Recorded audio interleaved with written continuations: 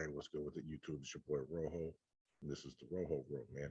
Today we're gonna talk about this dude. His name's David Corona, and you guys might know him as the Mexican mafia dude who also was in real tight with the cartels.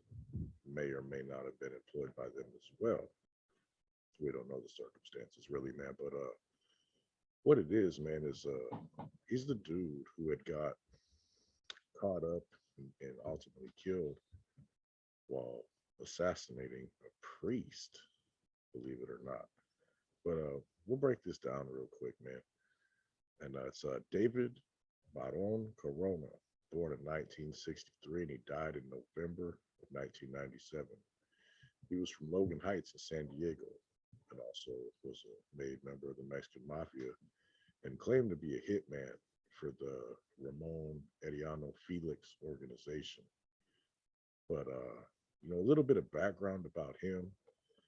He was known as Popeye. He was a member of the Barrio Logan Heights gang and later the Mexican Mafia, which prison gang who committed his first murder at the age he was in, 16 years old, got his first hot one, man.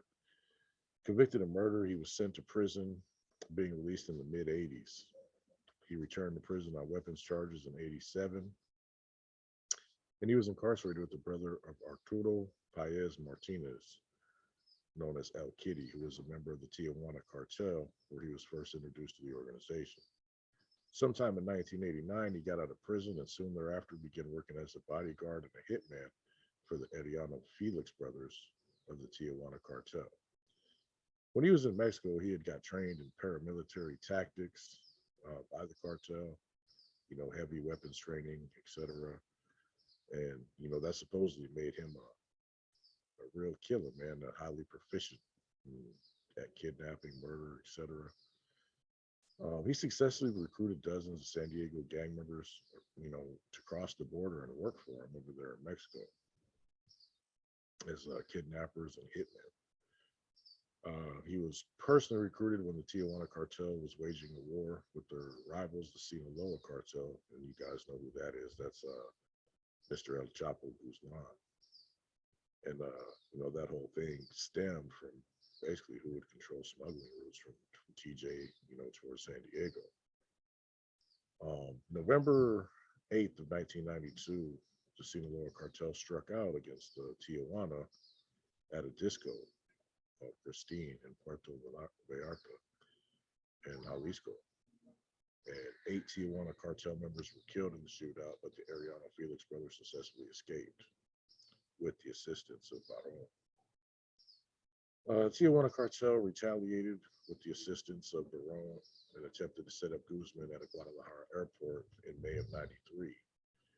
There was a shootout that followed. 6 civilians were killed by the hired gunmen from the Logan Heights street gang. The death included that of this is what made it so famous of a case. Roman Catholic Cardinal Juan Jesus Posadas Ocampo.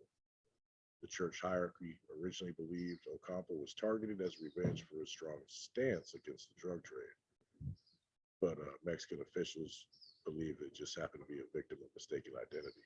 The cardinal had arrived at the airport in a white Mercury Grand Marquis, known to be popular among drug barons, making it a possible target.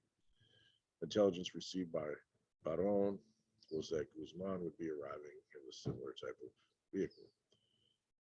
This explanation, however, is often met with skepticism due to Ocampo's dress. He was wearing a long black cassock and large pectoral cross, as well as his dissimilar appearance to Guzman and the fact that he was gunned down. But anyway, the Duke Corona was killed in Baja California, Tijuana, during the attempted assassination of journalist Jesus Blancornillas.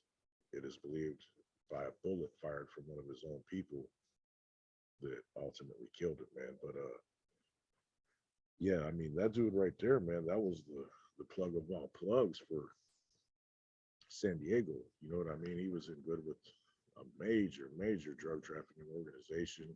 Plus, he's a member of, the gentleman from down the way.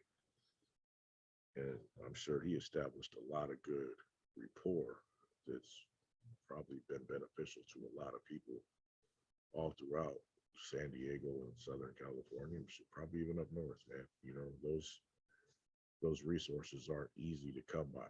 You know what I mean? But